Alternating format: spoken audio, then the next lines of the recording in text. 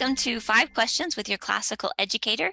Today I have with me a new teacher to Scholé, although not new to teaching, Christina Royals, and she will be joining us this summer with her first class and then in the fall.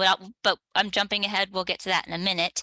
We want to take this opportunity to get to know her a little bit, let her share some things that she likes to do in her spare time. So let's just jump right in.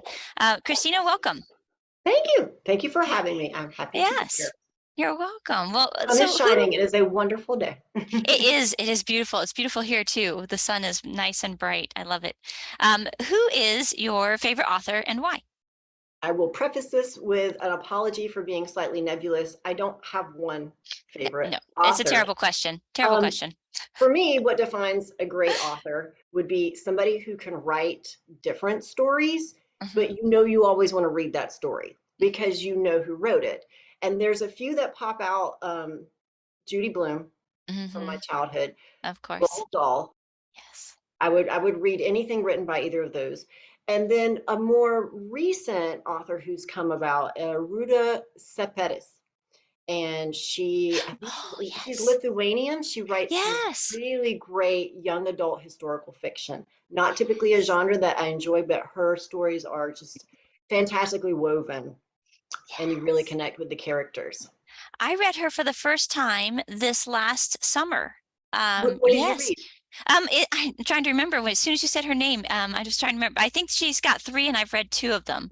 Is There's that right? actually more. Is there There's more? a few that came out recently. So I've read Out of Oh, the Easy, Between Shades of Gray. Shade, that's one I read. Oh my That's a goodness, so Oh good. yeah, that is really good. Well, that leads us right into the next question. Do you have a favorite book or what are you reading now? Favorite book is a very hard question for an educator. So, I do not have a favorite book. okay. I have a favorite series. Okay. Um, the Mitford series. The first book in the series is At Home in Mitford, and the reason it's my favorite is because I began reading that at a very tumultuous time in my life. I was going through a lot of very tough things, Mhm. and it kind of soothed my soul.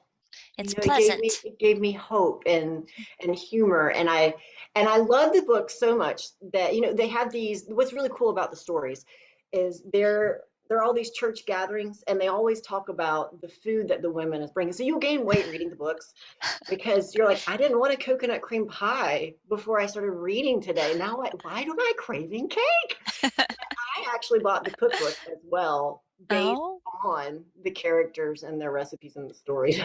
wow. I wish you lived in my neighborhood. We could get together and you could cook for me That would be some fun. coconut cream pies. Yes, if I'm giving it to you, then it's safe to make. There Not if you go. it's sitting on my counter, though. That's right. That is dangerous. So what is your favorite educational quote? As long as you have the child's best interest at heart, you cannot go wrong.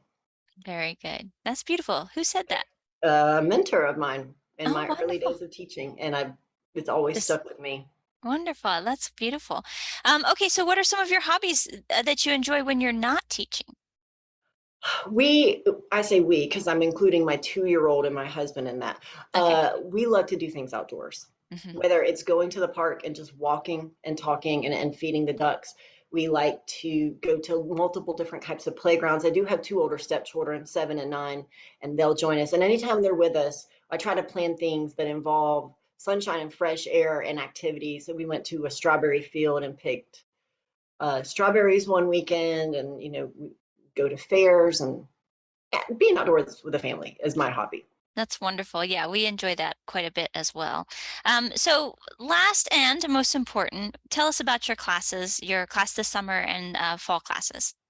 Okay, so the class this summer is titled Pre-Algebra Preview. I do think they made a typo and it's Pre-Algebra Review on the summer Oh, course listings.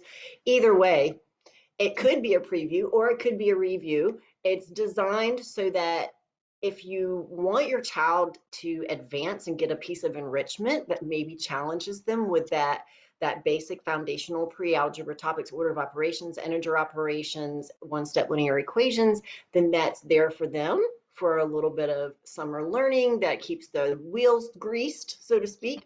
Or if you know that your child is going to be taking a course in the fall that's going to require those skills and you want to make sure they're solid and they're ready, they're right there on the front of the lobes instead of hidden in the back depths, then that's for them as well. So it should be fun. I mean, I think Yeah. math is fun, but I'm a Y- nerd.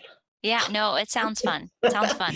And then in the fall, I'm teaching Foundational 5, Foundational V, for my fourth and fifth graders who are getting ready for that transition. So we're going to be doing all those multi-step operations, including fractions and decimals and Okay. some geometry.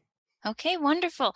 Thank you. So if you are interested in Christina's classes, just go to Scholé Academy website and look under academics, and you can look at the summer course offerings and the fall course offerings, all courses, or you can go specifically to math and look under the subject specific. Thank you again, Christina. It was so nice to meet you. Thank you for having me. Have Have a a nice wonderful rest day. of your day. You too. Bye-bye. Bye bye.